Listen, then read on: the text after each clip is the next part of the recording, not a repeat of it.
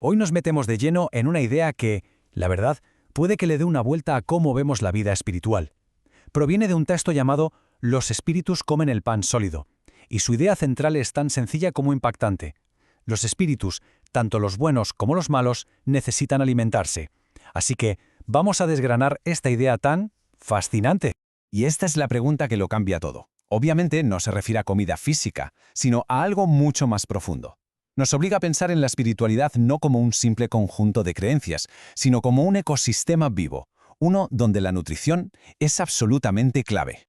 Vale, para entender bien este concepto vamos a ir por partes. Primero, nos plantearemos si los espíritus realmente comen. Después, veremos cuál es ese alimento divino. Luego, claro, de qué se alimenta el lado oscuro. Y por último, ¿dónde ocurre exactamente esta batalla por el alimento?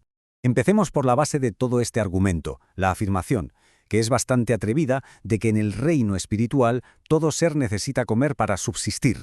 Pues ahí está. El texto no lo plantea como una metáfora y ya, sino como una ley fundamental del mundo espiritual. La idea es que cada ser, sea un ángel o un demonio, necesita una fuente de energía para existir y para actuar.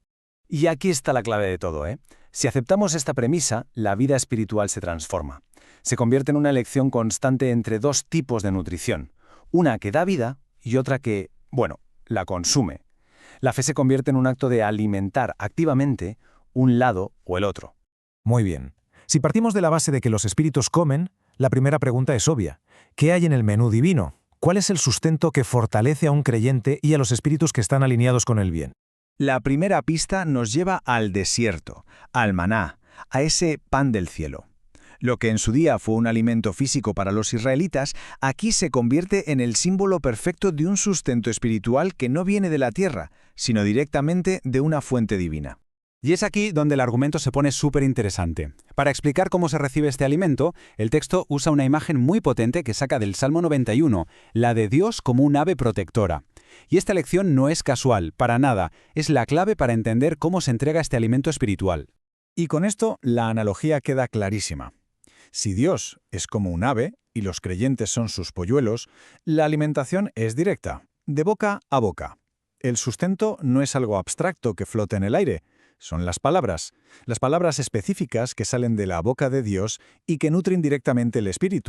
Este versículo tan conocido lo consolida todo. La palabra de Dios no es solo para leerla o estudiarla, según esta interpretación, es para comerla. Es el verdadero sustento que da vida y fuerza al espíritu humano. Pero, ¿qué pasa si este alimento falta?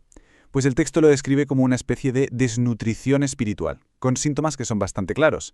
Un agotamiento que no se va ni durmiendo, una sequedad por dentro, una fe que se va apagando.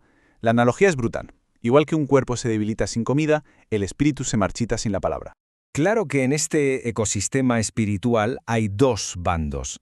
Si la palabra de Dios es el alimento divino, pues surge una pregunta bastante inquietante. ¿De qué se alimentan las fuerzas opuestas? Aquí es donde se plantea un problema, un gran problema para el enemigo. Según esta visión, su acceso al pan del cielo está cortado. Están espiritualmente muertos, por así decirlo. Pero, y esto es clave, siguen teniendo fuerza. Entonces, ¿de dónde la sacan? Tienen que encontrar una fuente de alimento alternativa. La Biblia nos da una pista muy potente, describiendo al adversario como un león rugiente, que busca a quien devorar. La palabra clave aquí es devorar.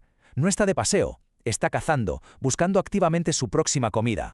Pero ojo, el texto nos invita a mirar esta metáfora del león con otros ojos. Argumenta que cuando se aplica al enemigo, no se refiere al valor o la majestuosidad, que son atributos asociados a Dios. No, se refiere a una sola cosa, su hambre. Es el rugido no de un rey, sino de una criatura desesperada y hambrienta. Entonces, ¿cómo funciona este proceso de alimentación? Pues fijaos, el esquema es bastante claro.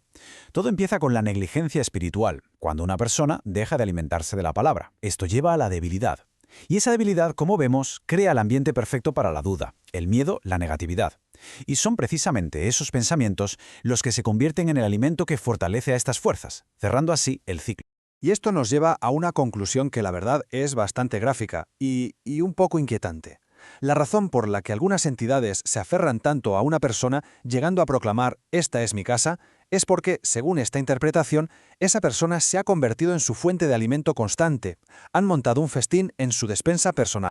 Vale, tenemos el alimento divino por un lado y el del enemigo por otro, pero si hay un festín, ya sea divino o demoníaco, tiene que haber una mesa, ¿no? La pregunta final es, ¿dónde está esa mesa? ¿Dónde está ese campo de batalla culinario?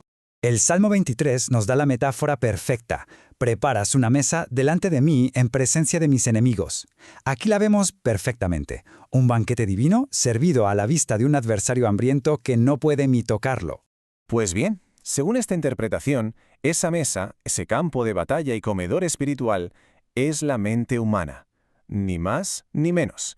Es en la mente donde se decide, se sea consciente o no, qué menú se sirve cada día, el pan del cielo que da vida o la negatividad que alimenta al enemigo. Y este versículo lo confirma. Lo que llena el corazón y la mente es lo que al final se sirve al mundo exterior, con palabras y con actos. Los pensamientos, ya sean de fe o de duda, no son neutrales, son la materia prima del banquete espiritual que se está cocinando. Por lo tanto, la implicación práctica es inevitable. El control de la mente es fundamental. Llevar cautivo todo pensamiento se convierte, visto así, en un acto de control de la mesa. Es asegurarse de que solo se sirva el alimento que da vida, cortando de raíz el suministro al adversario. Y así este análisis nos deja con una pregunta final, una de esas que resuenan tiempo después de terminar de leer. Si la mente es una mesa donde cada día se sirve una comida, la pregunta que esta interpretación nos deja en el aire es profunda. ¿Qué se está sirviendo en esa mesa? Y quizá más importante, ¿quién se está sentando a comer?